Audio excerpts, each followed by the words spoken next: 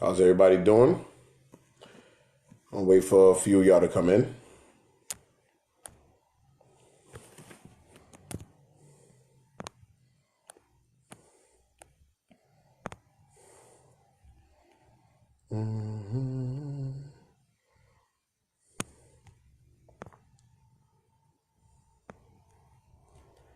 Welcome. Wait for more of y'all to get in so that way we can start.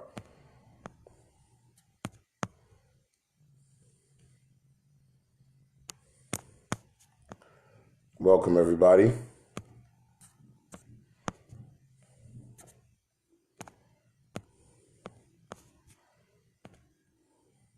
Thank you for coming in.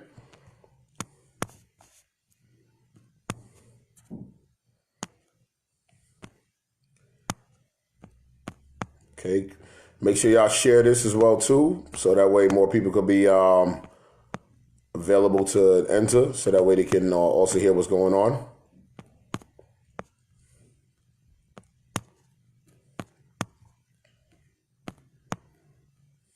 Like I said, welcome. Nice to see many of y'all in.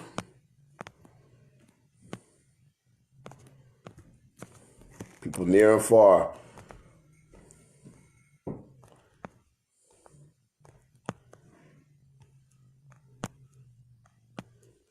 Hey, everybody. Okay. Loving it. Thank y'all for sharing. Keep sharing.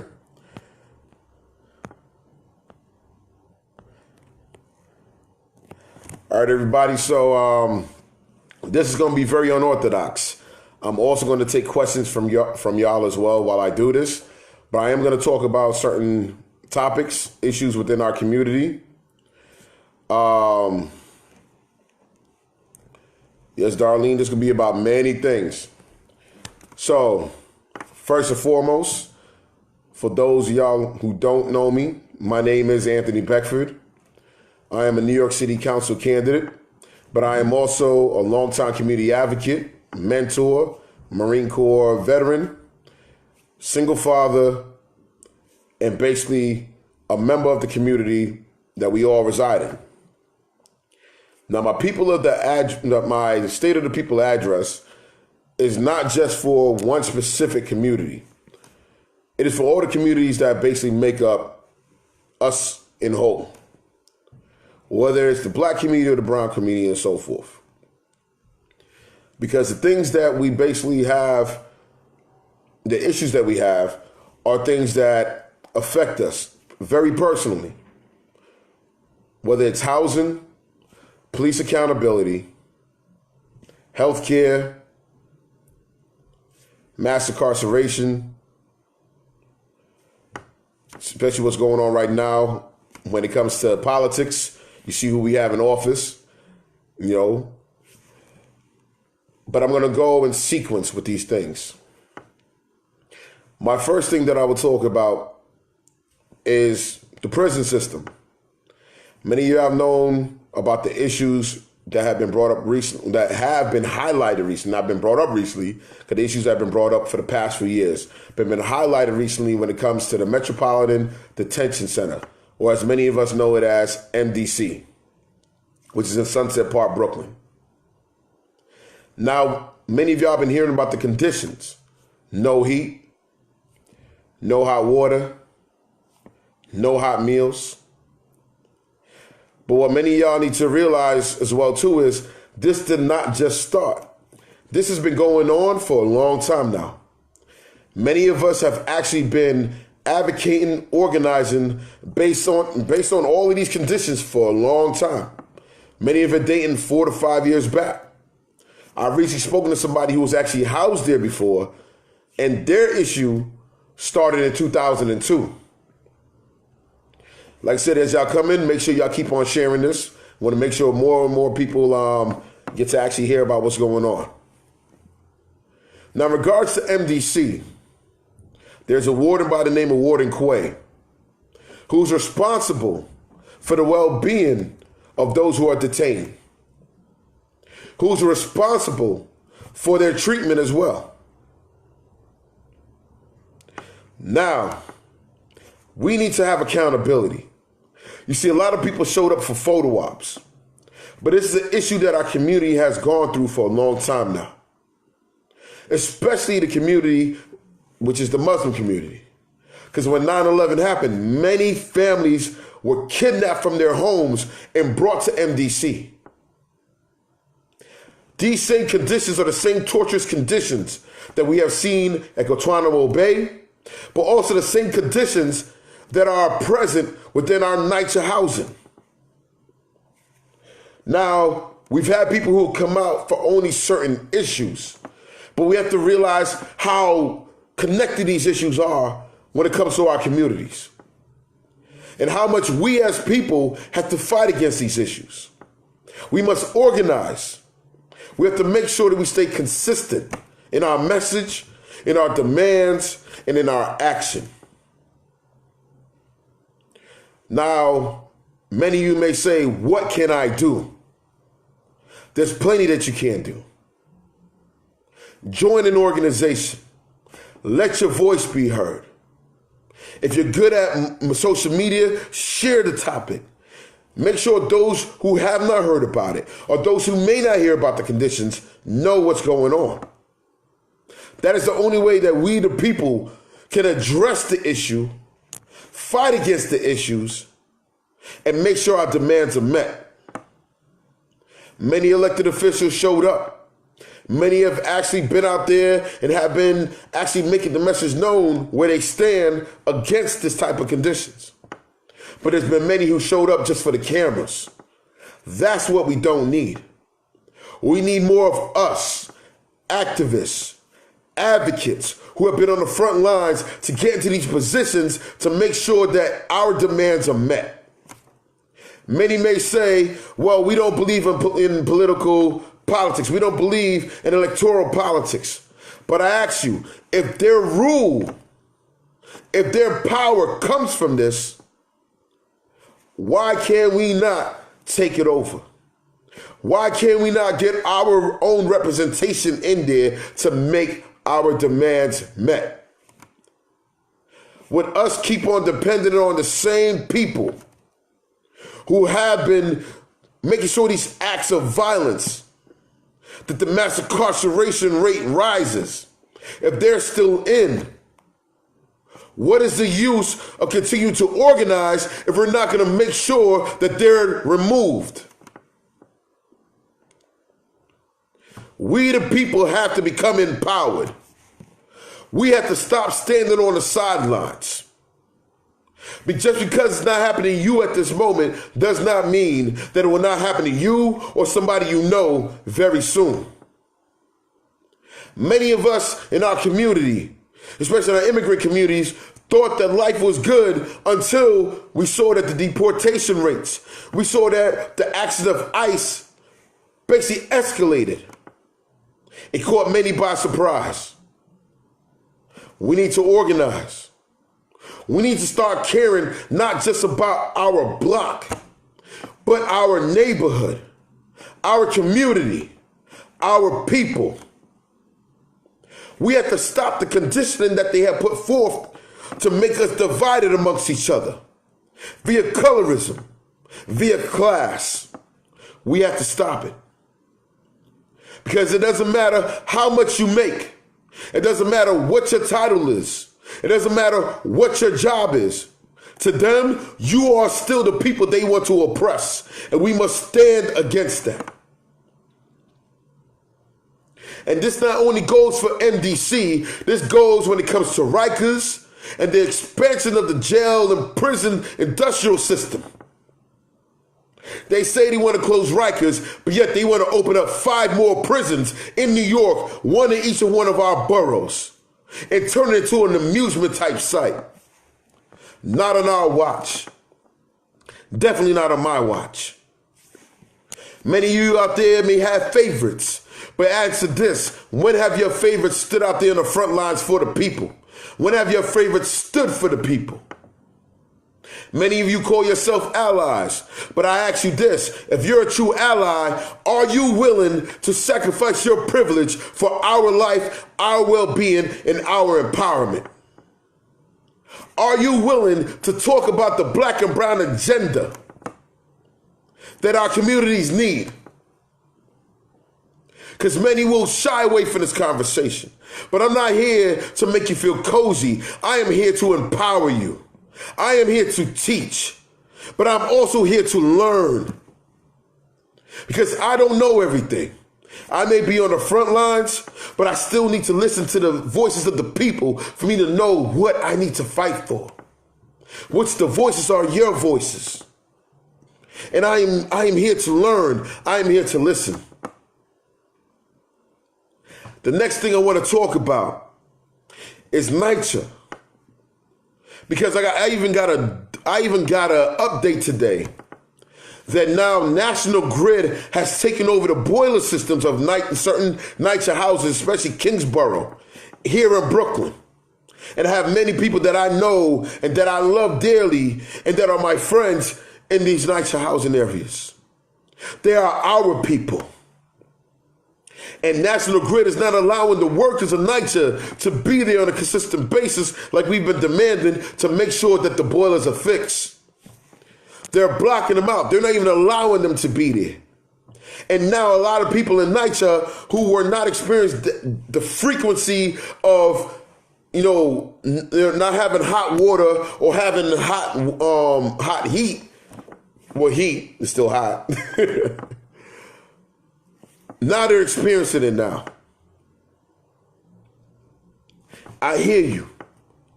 And I'm going to make sure I get to the bottom of that.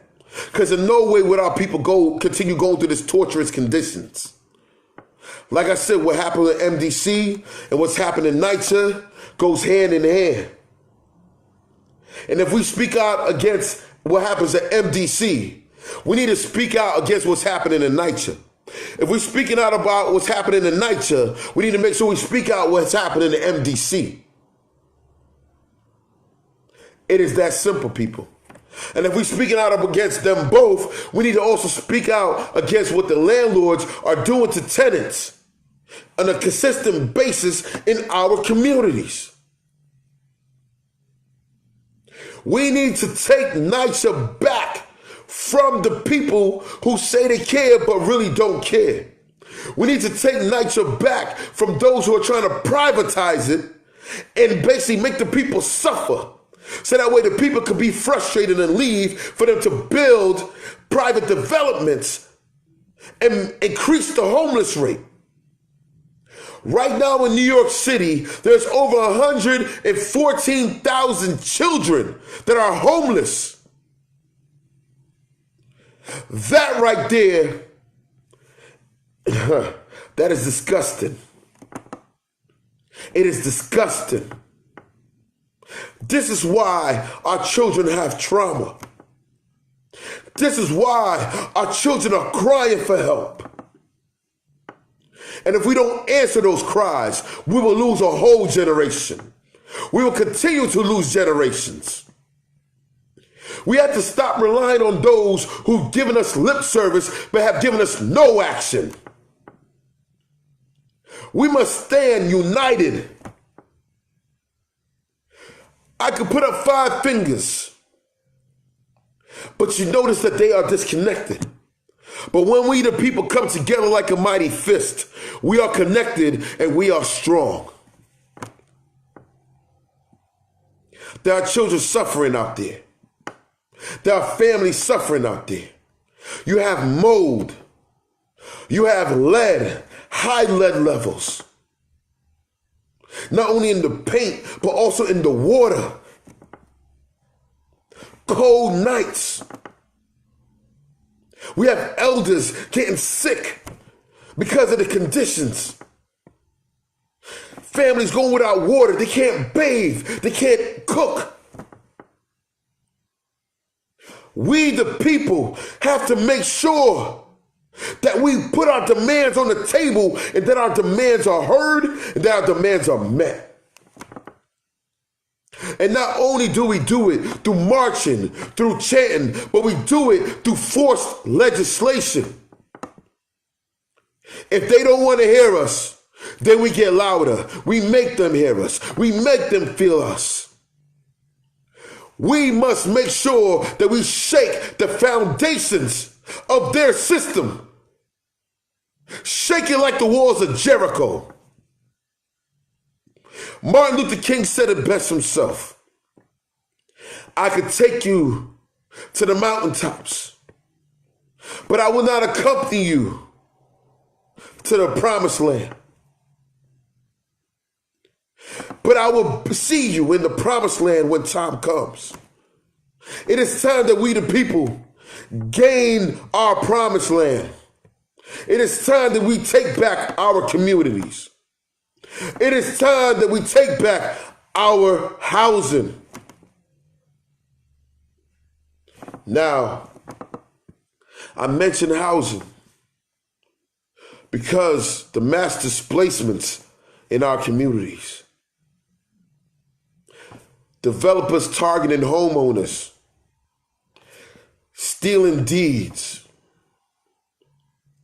You have developers building up these 6 to 7 story buildings next to homes, destroying the foundations of those homes, violating the rights of those homeowners, damaging their property, making their property unlivable.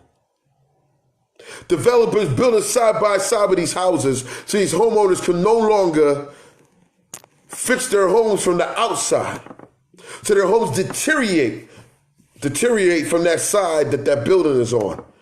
No longer livable. So now they have to sell. They're forced to sell. It is a tactic. We must speak against it. We must fight against it. There's been many times that I myself have chained myself to these development sites.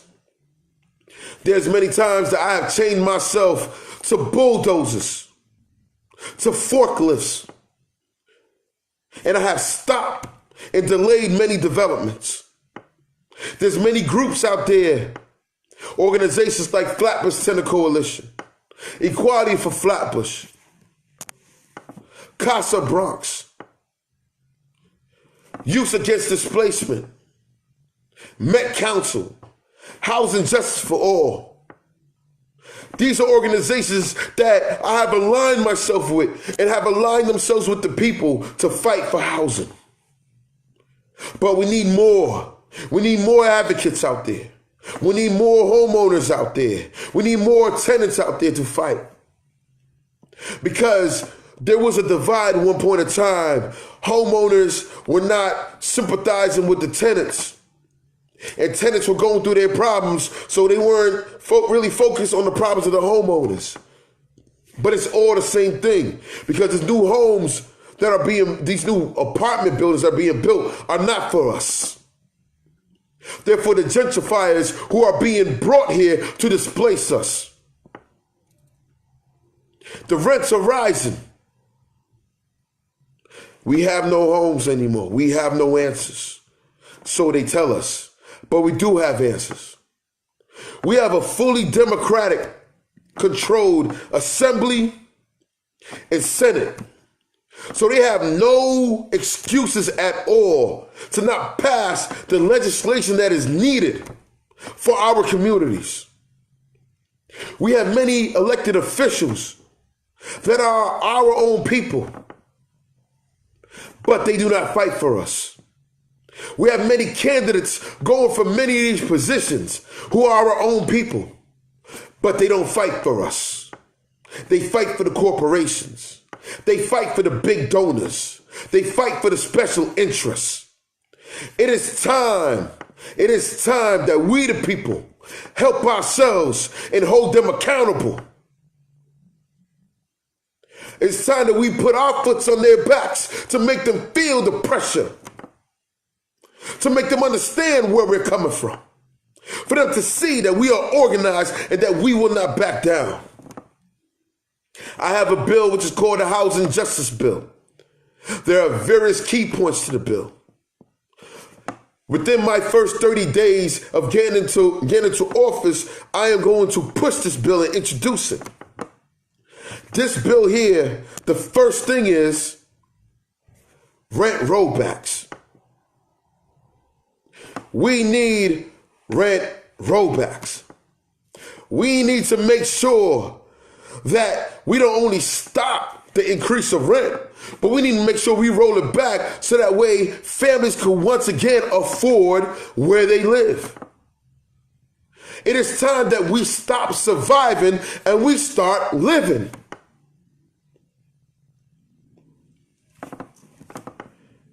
I'm very passionate, people. As you can see, I'm very passionate for my people. I'm very passionate about our communities. Together we can make a difference. We have to stop the petty politics. We have to stop the divide. We have to come together as a unified movement. Get the egos out of the way.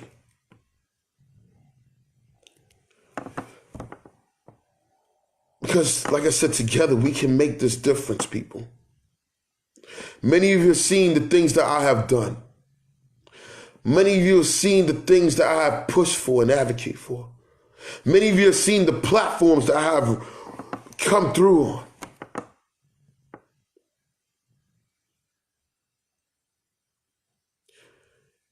But the thing is,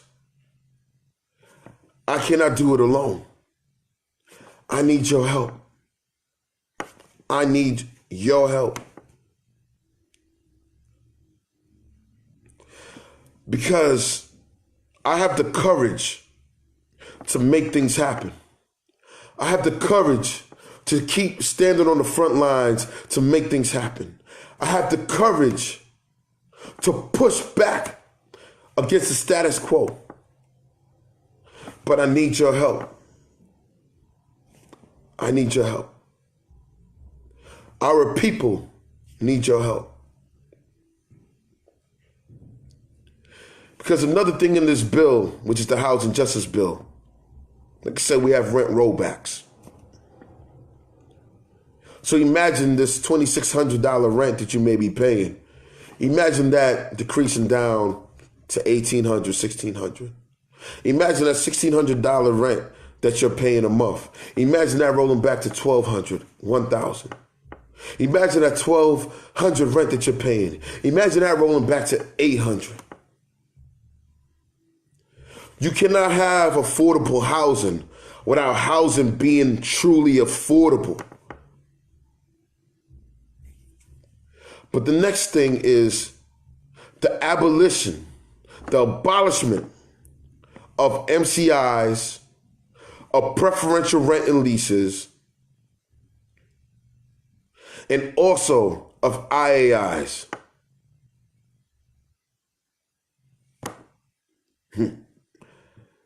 Now, I need you, the tenants, though. I need all of you. Doesn't matter where you live in New York, or even around this country, or within this world. I need you all to organize, join tenant organizations, join these tenant coalitions. Come together. Our fight is a unified fight. But imagine if we have rent rollbacks. Imagine when we abolish preferential rent out of the leases. Imagine when we abolish MCIs and IAIs. We are taking the ammunition away from the landlords and from the corrupt elected officials who support developers and landlords, who are controlled by developers and landlords. We are taking the control away from the Real Estate Board of New York. We are putting the power and control back into the hands of the people. Imagine that. But let's not stop there. Check this out. All of the homeless individuals and residents in our cities, our states, especially here in New York, who are in the scatter site housing, especially like the families in on Clarkson Avenue, and many throughout Harlem and the Bronx, Here, many places throughout here in Brooklyn. Imagine if we provide them with leases so that way they can continue having homes. Not just a place to rest their head, but a place to live. A place for their children to grow up. A place for their legacies to continue. Imagine that. That is not far-fetched. That is a reality that can happen underneath the Housing Justice Bill. Imagine that we hold these landlords accountable. If a landlord owes $200,000 in fines for the negligence of your home, of your apartment, of your building, why are they not being held accountable? When you owe a bill, do you not get a warning letter? Do you not get a shut off of service letter? Does your service not get shut off? How about we start taking the property away from these corrupt landlords? How about we start holding them accountable? Let's start prosecuting these landlords. That can happen underneath the Housing Justice Bill that I have formed. We will prosecute the landlords. It will come to where we take their property, and the property does not displace the residents, but it basically empowers them. They receive leases. We save our rent-stabilized apartments. We expand on rent stabilization of apartments. We protect families. We protect our children. We protect our elders. We protect our disabled residents as well.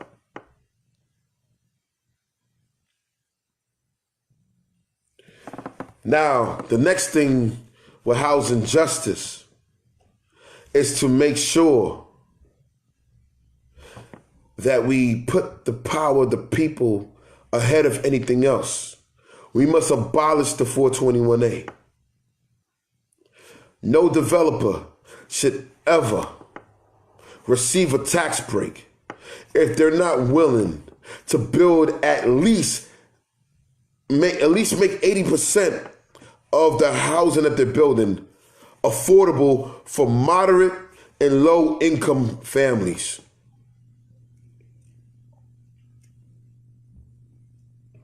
It's as simple as that. But nobody else will talk about this because too many people, they don't want to disrupt the power of the machine. They don't want to disrupt the power of corporations. They want to get by. But not on our watch. Not on our watch. This is a unified effort. This is a unified movement. My next thing is police accountability. As many of you know, I am also the leader of the Brooklyn sector of Cop Watch Patrol Unit. You've seen me many times at movements, marches. You've seen me many times when we've been out in DC, here in New York.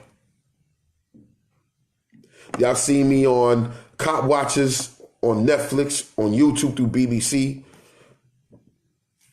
But this is a passion. This is what our community needs. Accountability. Everybody has a smartphone. You are legally capable of recording the police and holding them accountable. Now imagine if we did more of that. Imagine if we did more of that. Making sure we hold these officers who have been murdering us, who have been putting us in chokeholds, who have been brutalizing our brothers, sisters, and our children, and our fathers, and our mothers. Officers like Daniel Pantaleo. Officers like Brian George. The same officers who've murdered Eric Garner, Chantel Davis, Kamani Gray, Nicholas Hayward Jr.,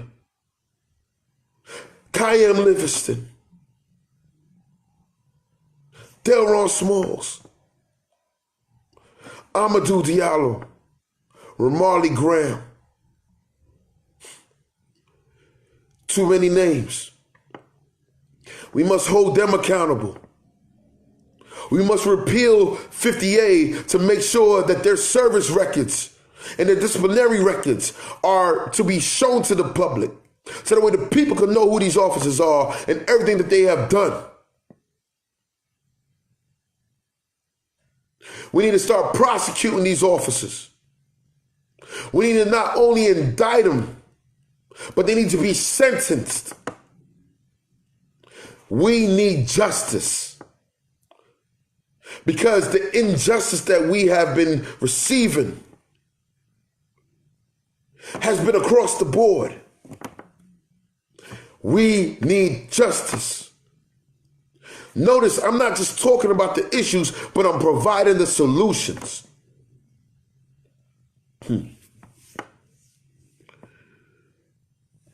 We must make sure that we, the people, hold the word accountability to the highest level ever.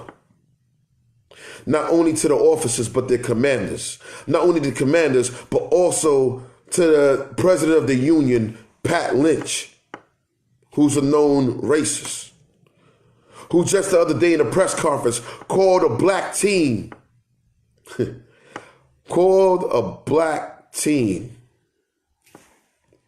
out of his name. Okay. We know what we call him. We know what he called him. He called him a mutt. He called him many other things. We have to hold these people accountable. We have to let them understand that the might and the power of the people is to not be messed with. We have to show them that not only are we going to be empowered through marching and chanting, but we're also empowered economically. We have to build that up. We also have to build up our political empowerment as well.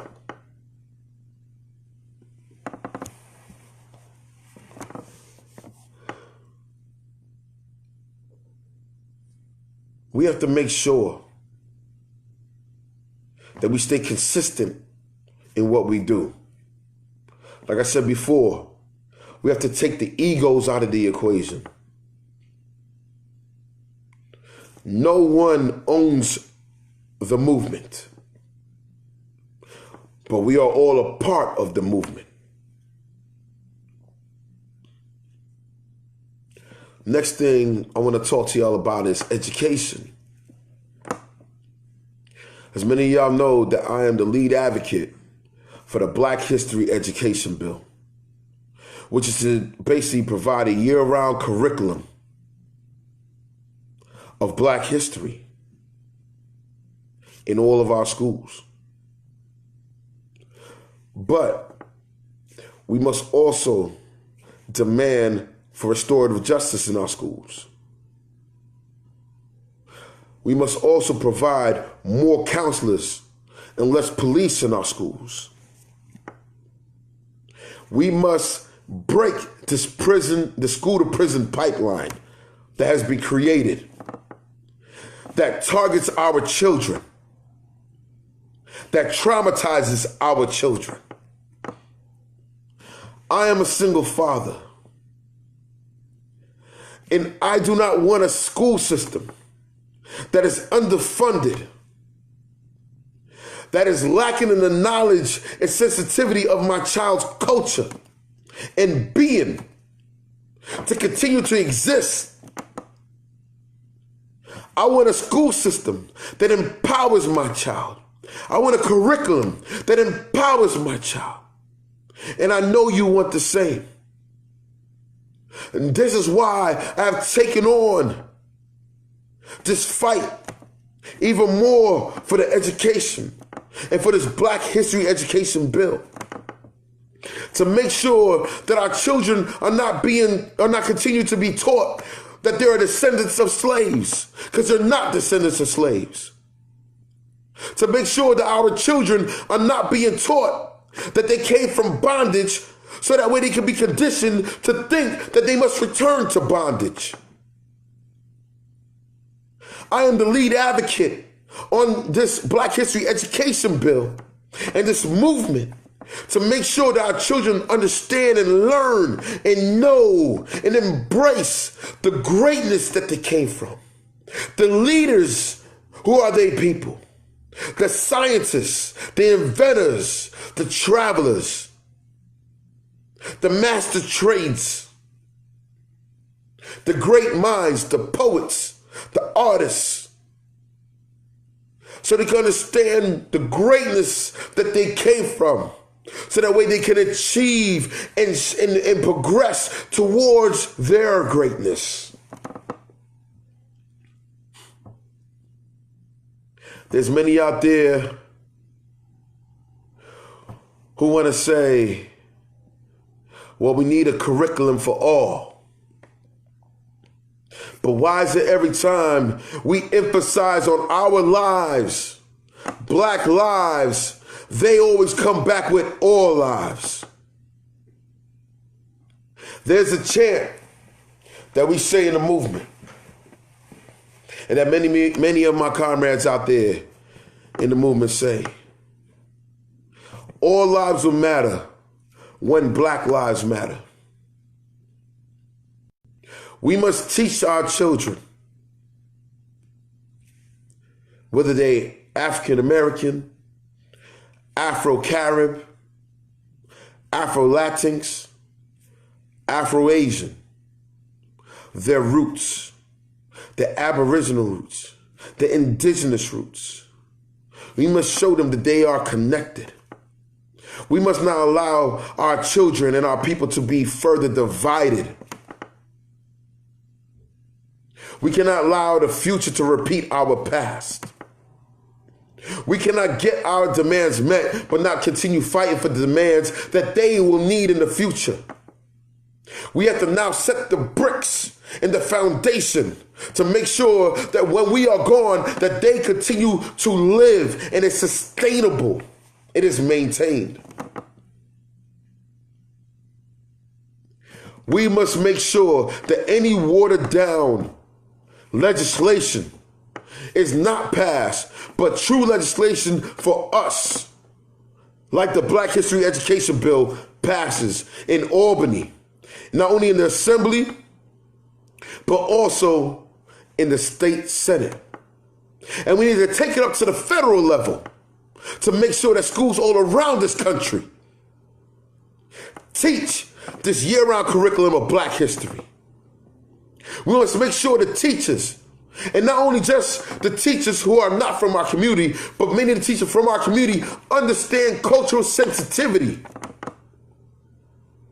Black history is not just 1 month, 28 days. Black history is every day. Black minds matter. Our children's lives matter. Their education matters. Their future matters. And I want to give a quick shout out to everybody in the Black Lives Matter at Schools movement. To all the organizations and all of the educators and all of the schools that came together throughout this country, and definitely those who came together at the Tweed Courthouse at 52 Chambers just this past week. Our voices were heard. Our demands were heard. And we must not stop there. We will continue until our demands are met. And we have to make sure that we put in advocates and activists into office to make sure that our demands are met and will be met. And what I'm going to also make sure is not only does the Black History Education Bill pass, but we'll make sure that I build a coalition of educators to basically put the curriculum together So that way they're not giving us their people for their curriculum to water it down. Because we were not indentured servants. We were not migrants. We were kidnapped people forced into slavery. The truth will be told. We were kings, queens, princesses. We were educators. We were great scholars. And our children will know this. Next thing I'll talk about is the MTA. They're trying to raise the rates. Already at $2.75, many of us can't even afford that.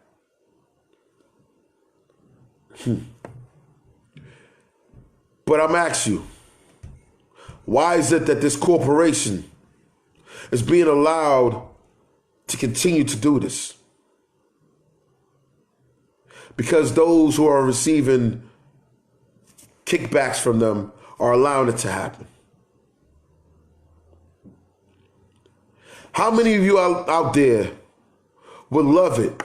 Now, we have the Fair Fares program, but many people are still missing their applications, their Metro cards for the Fair Fares program, which basically would give people who receive a minimum amount, low wage families who will actually receive, those who are on SNAP, those who are on those who basically receive cash assistance, they'll be able to receive half off Metro cards monthly, weekly, and many of us have been advocating for this, and we're glad that it passed. But it's been a slow rollout by our Mayor de Blasio.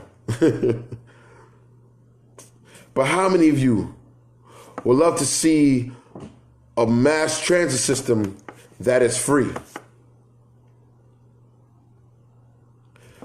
Put up your hearts, put up your likes. How many of you would like to see a mass transit system that is free for the people?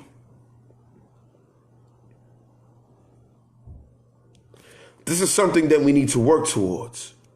Not only are we, we got the fares, in the Fair Fares program to be cut in half, to be reduced, but we have to look at the fact of there are many people out there who still can't afford that. The MTA makes so much in profits quarterly. And you want to keep on making the rates rise. Now they're talking about $3. People can't even afford $2.75. And because they can't afford $2.75, they hop the turnstile. They get on the buses. And then they're given $250 tickets. If they can't afford $2.75, why are they being given $250 tickets?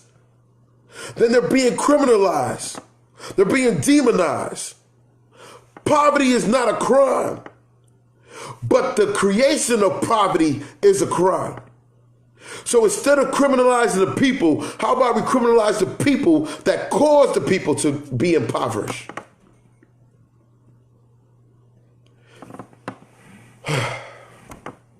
They tell us that there's no money.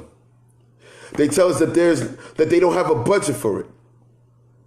But yet the NYPD has $5.2 billion in their budget. I believe they have more than enough. So how about we start taking this budget and take a good look at it, dissect it, and start putting the money towards repairing the MTA, towards repairing NYCHA, towards the education system. Our public schools in New York City are owed over $1 billion. Our public schools in New York State are owed over $4 billion. Let's make it happen. I will definitely make it happen. I will definitely push for it. I will definitely find out where this money is going and make sure the money gets to these schools. Because people will tell you they have no money, but yet they will find money for projects that have nothing for us. There's no benefit factor for us, the people.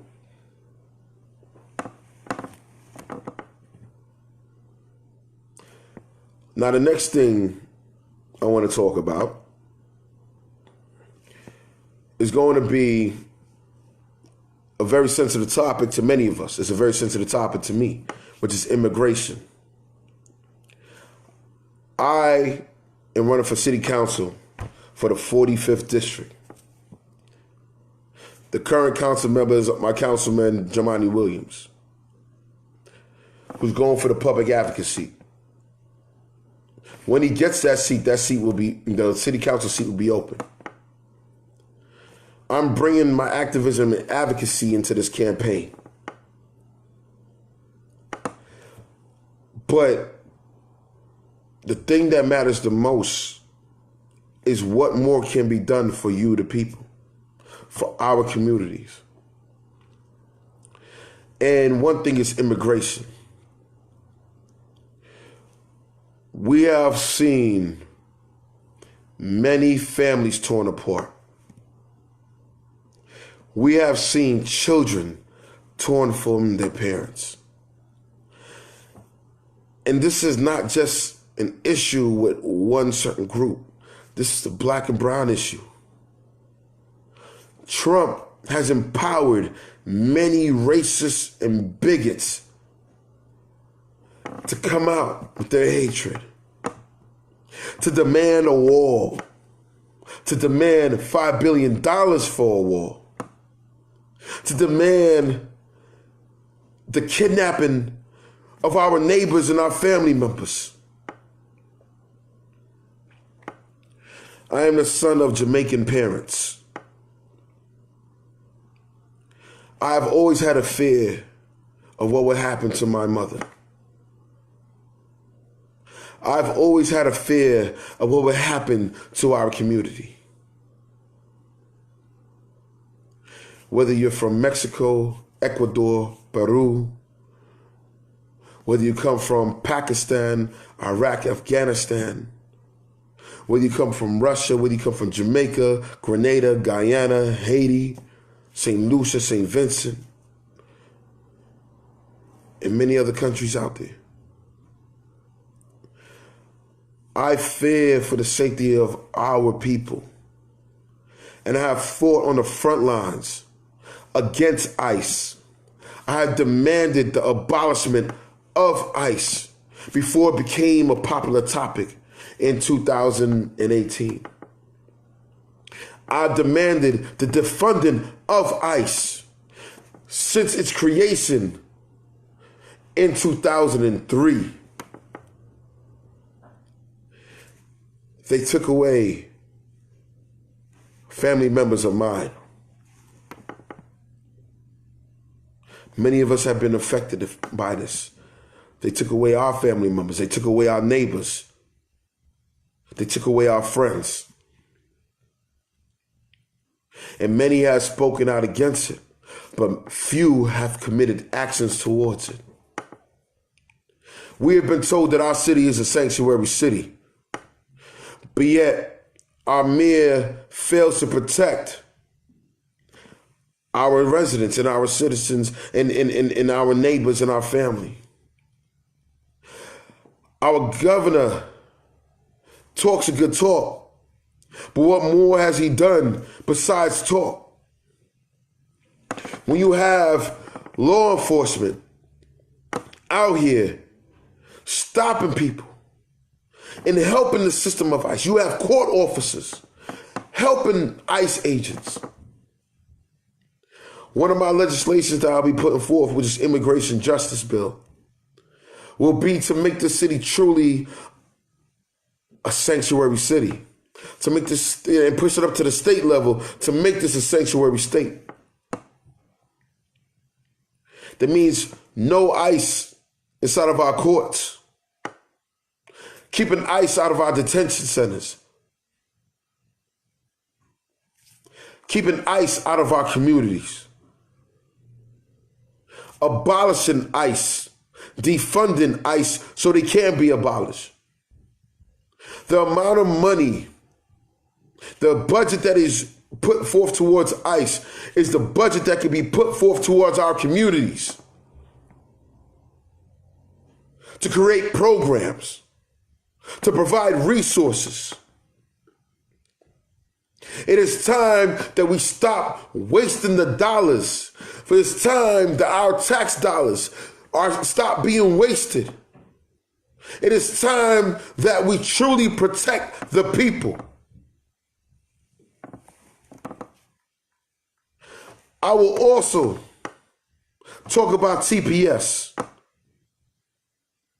Many elected officials are fighting for TPS. But why fight for temporary protections? Our immigrant communities need permanent protections. We must provide the budget. We must provide the legislation to make this happen. And I am dedicated to make this happen. Like I said, it does not matter if you are from Pakistan, if you are from Iraq, if you're from Jamaica, Haiti, Cuba, Grenada, Guyana, Trinidad. I will make sure that you are protected in our city. I will make sure that you have permanent residency. We're going to push for these programs. We're going to push for this pipeline to make sure that your rights are protected, to make sure that our family members and our neighbors are protected.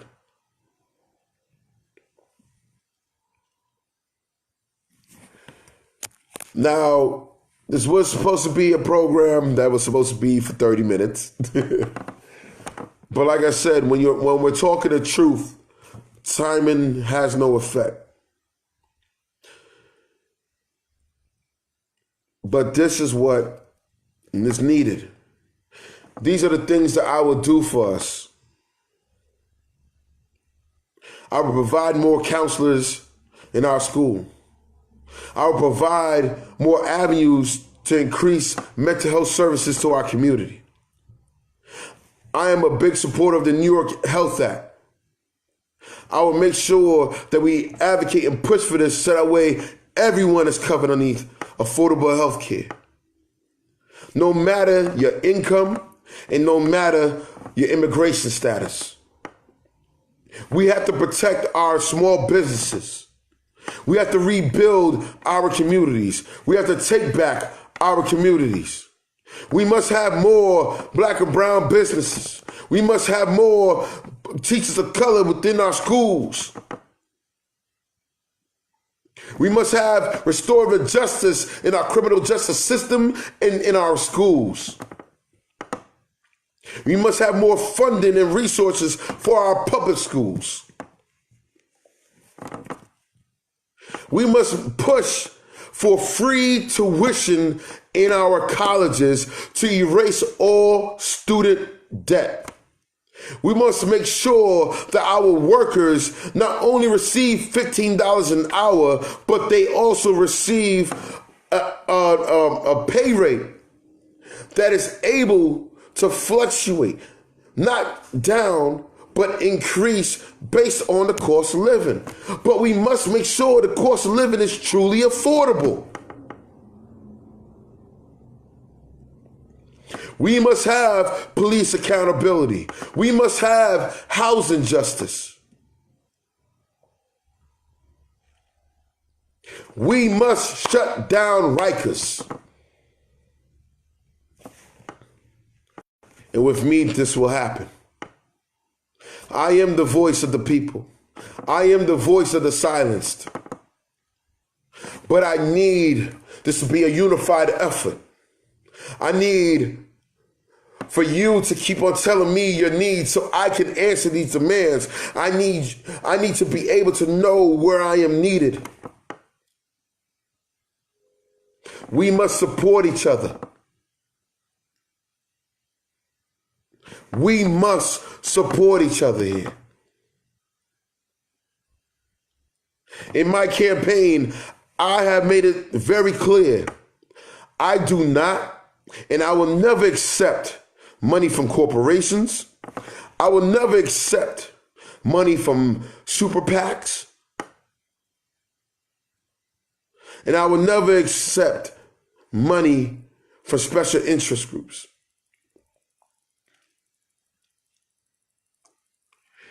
In my campaign, which is a grassroots campaign, for me to become your representation, for me to make sure that I am able to answer demands of the people and be held accountable by you, the people. I only accept donations from you, the people. Right now, there's a matching system that I am a part of. That is an 8-to-1 matching system. If you donate $10, that is literally $90. If you donate $20, that right there is $180. If you donate $100, that is $900, and so forth and so forth and so forth. This matching system is 8-to-1. So every dollar that you donate will be matched 8-to-1. But I have to meet a certain threshold. I have to make sure that I am able to reach the $5,000 threshold. So I need you, the people, to make sure that I reach this threshold. So that way we can have victory. So that way there is representation for our communities. You don't have to only live in the district. You can live anywhere within New York, anywhere in this country to donate. I will be needing volunteers to help me text bank, to help me phone bank, to help me door knock, to help me pass out flyers. And many of you who have helped me in the past and have seen what I do know that I am out there with y'all. And I will continue to be out there with y'all. I will continue to answer the demands of our people.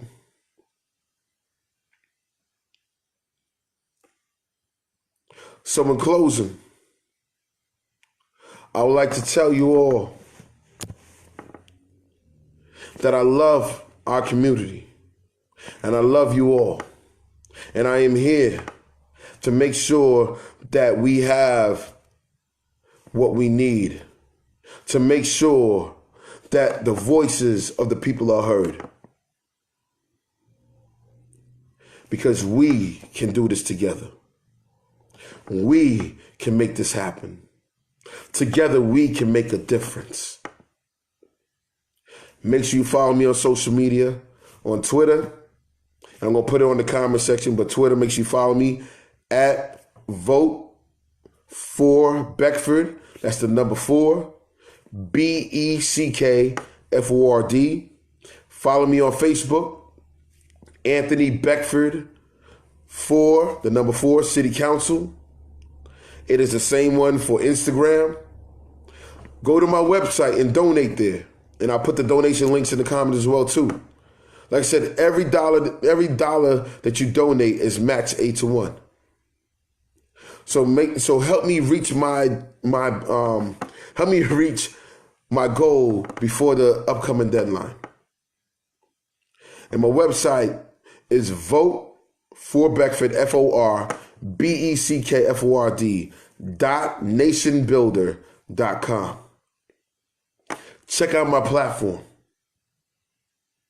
And matter of fact, another thing I want to talk about real quick, the legalization of marijuana.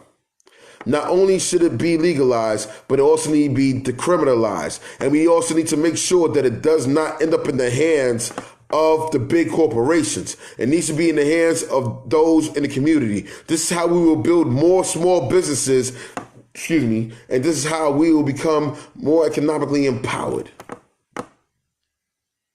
So let's make sure we get this done. Show your support. Tell your friends about me. Tell your family about me. If you're part of a political organization, let them know about me. Tell your tenant association about me. Tell your church members about me. Tell your co-workers about me. Let them understand that somebody's out here truly for the people.